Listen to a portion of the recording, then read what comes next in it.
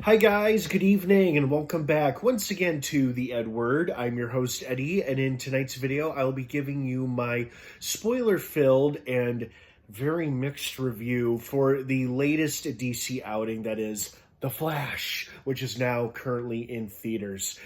Before I go on and I talk too long and too much, of course, please be warned, this is a spoiler, and I mean a spoiler filled review. So if you tend to watch The Flash at some point this opening weekend, you do not want to keep watching or listening to this review, as I will be discussing spoilers, plot details, character stuff, all that jazz. That being said, you have been warned. Again, emphasis on spoilers here, guys, because I'm going into full detail here.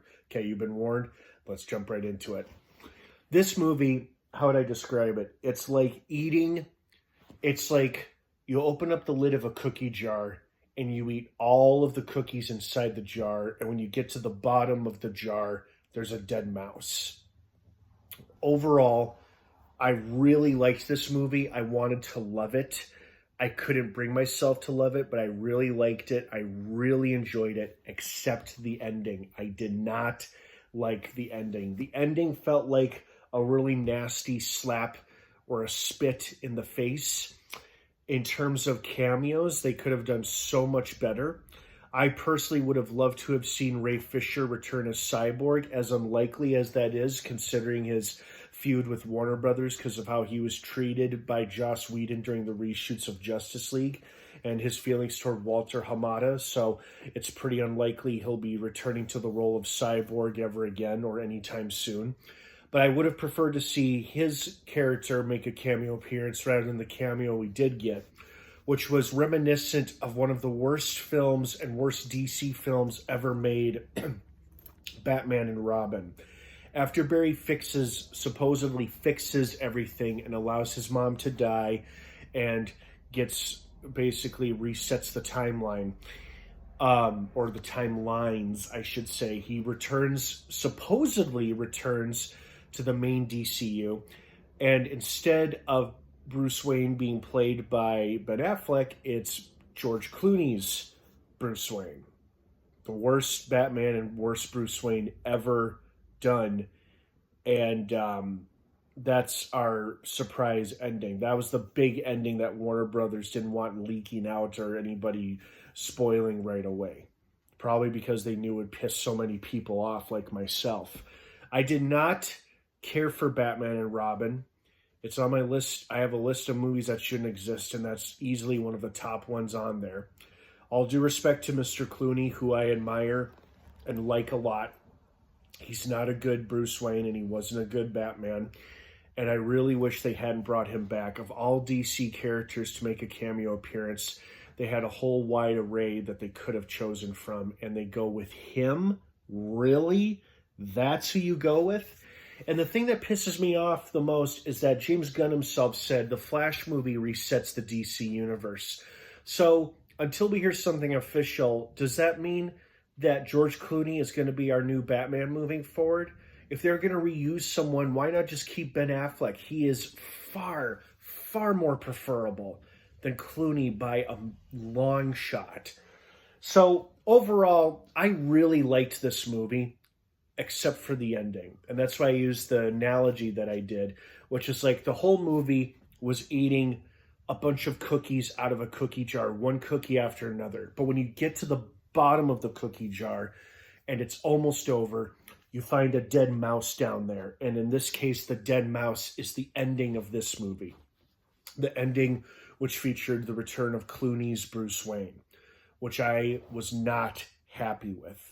I wanted to love this movie. I really liked it. Great action scenes, great fight scenes between all the characters. I loved Michael Keaton's return as Batman. He was probably one of the best parts of the movie. Ezra Miller, despite the many problems that they face and all the legal troubles that they're in, and the mental health issues they're facing, they did a great job playing a dual role, or really a triple role if you consider the older Dark Flash as a third separate character. Everybody did a great job with their respective roles, but Ezra Miller and Michael Keaton both really stood out in this movie. Supergirl was great. General Zod was fine. And Ben Affleck, as brief as it was great to see him back as Batman. So awesome and satisfying to see Gal Gadot as Wonder Woman again. I guess they didn't cut her scene after all. There was word or speculation that they had, but clearly they didn't.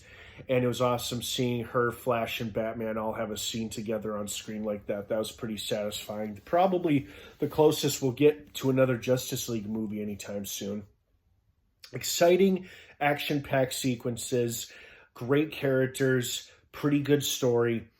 Like I said, the entire movie was very entertaining and very, very good, except the ending. I did not like the ending. The ending left a very bad taste in my mouth, as if you had eaten or accidentally had eaten a dead mouse by the time you got to the bottom of the jar of cookies you were munching on. Because this movie was like a jar of cookies we were eating and enjoying. And by the time we got to the end of the movie and the bottom of the cookie jar, it's like finding a dead mouse. That's what the ending felt like to me. I hope beyond hope that George Clooney will not be the Batman and Bruce Wayne moving forward in James Gunn's new DCU. That ending really shattered and shook my faith in James Gunn's leadership. You know, at first I had complete faith in it, but now I'm not so certain. I'm hoping for an official confirmation sooner rather than later that Clooney will not be returning as Bruce Wayne / Batman ever again, ever.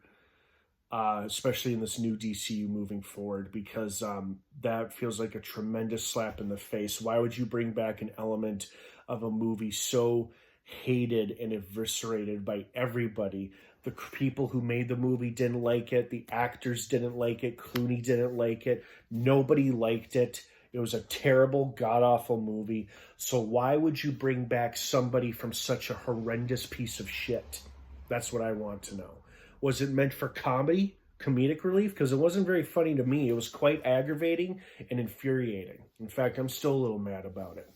But overall, I really liked this movie, and it met most of my expectations. I was really hoping that of all the cameos we were going to get, most of my wishes were fulfilled. But if they were going to go for a surprise jaw dropper, they could have done so much better than Clooney. All due respect to Mr. Clooney. He's a fine actor, fine man, but he was not a good Bruce Wayne. So anyway, that's what I thought of The Flash. I hope you guys enjoyed it a lot more than I did. What did you think of it? Let me know what you thought about it down below in the comments section. Please try to keep it spoiler-free for people who haven't seen it yet. Have a wonderful rest of your night. The Flash is now playing in theaters. I really hope you enjoyed it more than I did. I really, really hope you do. All right, guys, have a great night. And of course, until next time, may the Force be with you.